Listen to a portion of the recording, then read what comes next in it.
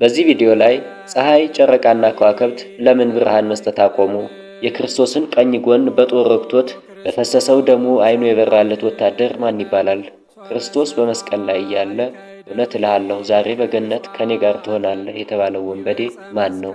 ከትንሣኤ በፊት ያለችው ዕለተ ቅዳሜ የተሻረች ናት የተባለችው ለምንድን ነው?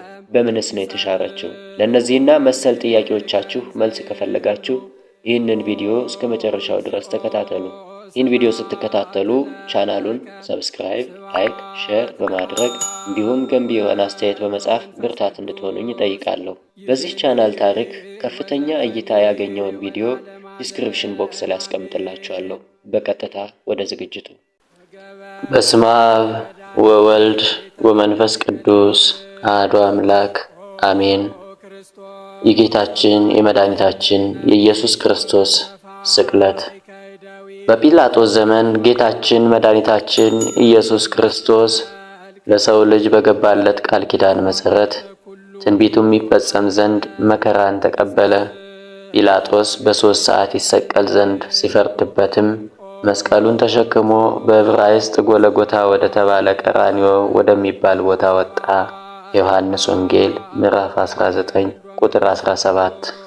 የራስ ቅል ስፍራ ቀራንዮ ጎለጎታ የአዳም አጽም የተቀበረበት ቦታ ነበር። በዚያም የአዳም መቃብር የሆነች ዋሻ አለች።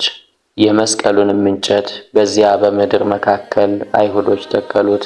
የአዳም አጽም ቀድሞ ከአዳም ትውልዶች ሲተላለፍ ከኖህ ደርሷል። ኖህም ወደ መርከብ እንደ ታቦት አስገብቶታል። በኋላ መልከጼዴቅ ቀብሮታል።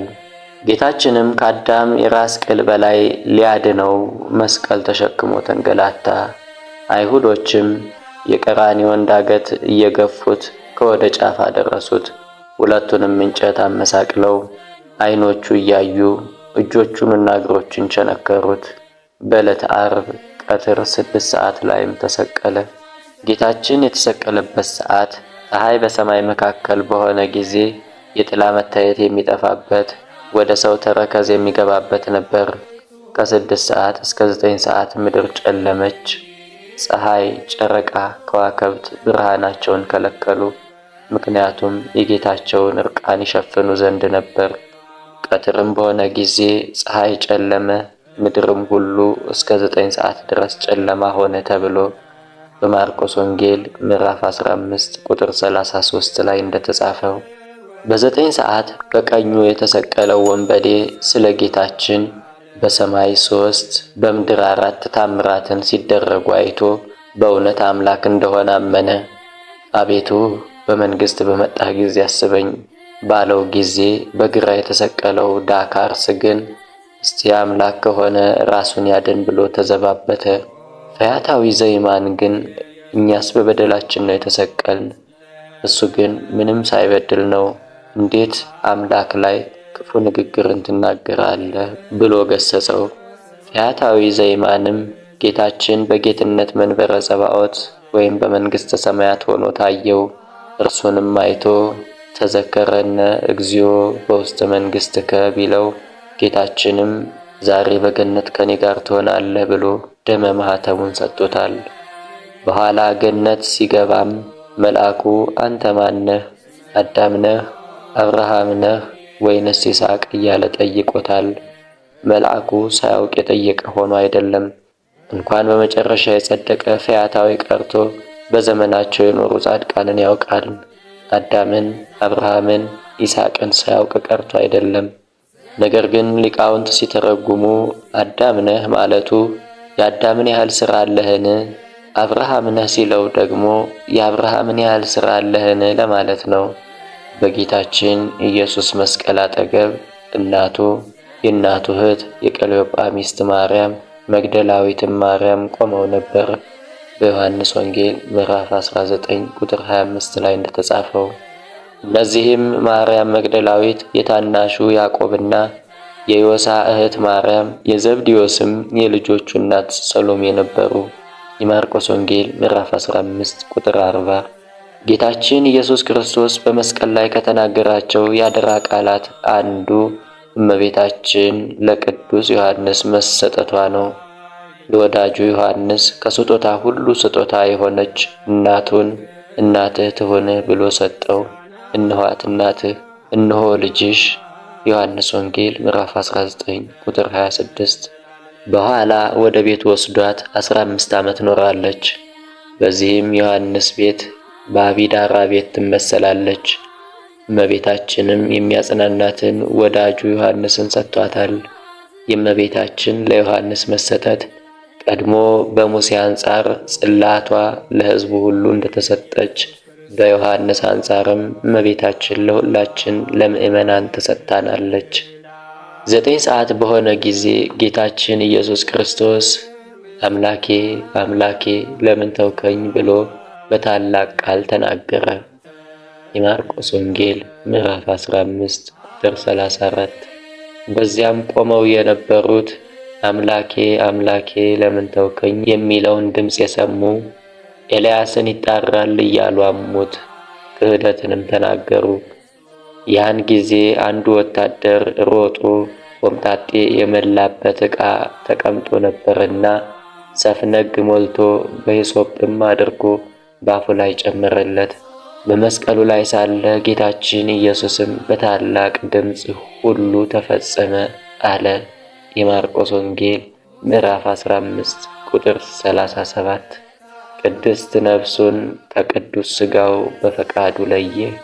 አይሁድም እነዚህ ሰዎች እንደተሰቀሉ አይደሩ፣ ምክንያቱም ቀጣዩ ቀን ሰንበት ነውና ጭናቸውን ሰብረው ያወርዷቸው ዘንድ ጲላጦስን ጠየቁት። እርሱም ፈቀደላቸው። የሁለቱ ወንበዴዎች ፈያታዊ ዘይማንንና ፈያታዊ ዘጸጋምን አብረው አወረዷቸው። ከጌታችን ዘንድ ቢቀርቡ ፈጽሞ ሞቶ አገኙት። በዚህም ጭኑን ሳይሰብሩት ቀሩ። ሌላው ግን የተመሰለው ምሳሌ ፍጻሜ ያገኝ ዘንድ ነው። በዘጸአት ምዕራፍ 12 ቁጥር 10 ላይ የተጻፈው ተፈጸመ። ከጭፍሮቹም አንዱ ቀኝ ጎኑን በጦር ወጋው እንዲል ከወታደሮቹ አንዱ የሆነው ለንጊኖስ የጌታችንን ጎን ቢወጋው ትኩስ ደምና ቀዝቃዛ ውሃ ፈሷል። ለንጊኖስ ጥንተ ታሪኩ አንድ ዓይኑ የጠፋ ሲሆን ጌታችን በተሰቀለበት ጊዜ ወደ ጫካ ሸሽቶ ርቆ ነበር። ምክንያቱም ከዚህ ሰው ሞት አልተባበርም በማለት ነው።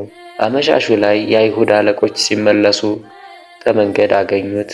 ስለምን ከመሲሁ ሞት አልተባበርክም አሉት። እርሱም ምንም ስላላገኘሁበት አላቸው።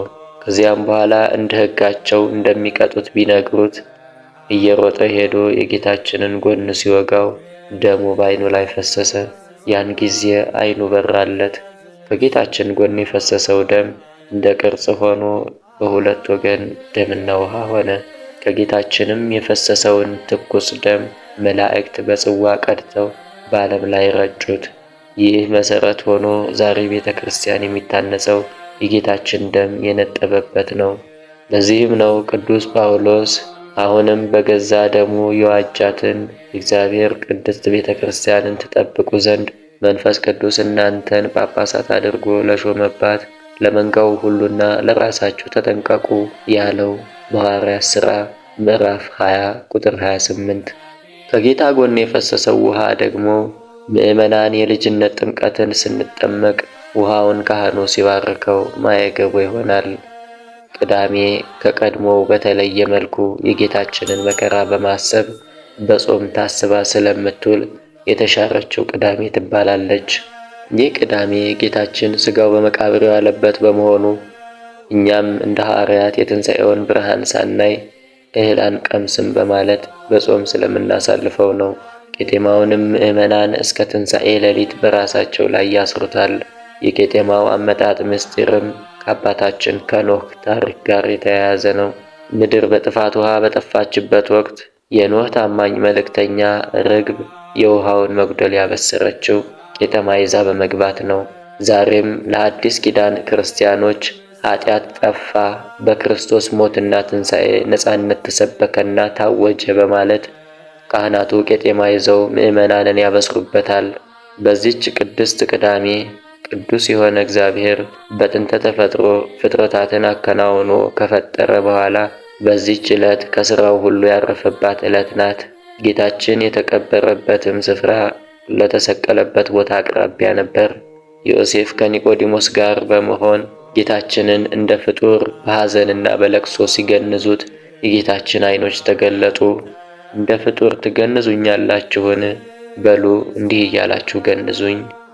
ቅዱስ እግዚአብሔር፣ ቅዱስ ኃያል፣ ቅዱስ ሕያው አላቸው። ወስብሐት ለእግዚአብሔር ወለወላዲቱ ድንግል ወለመስቀሉ ክቡር። ለብርሃነ ትንሣኤው በሰላም ያደርሰን። አሜን። ምንጭ ማኅበረ ቅዱሳን ድረ ገጽ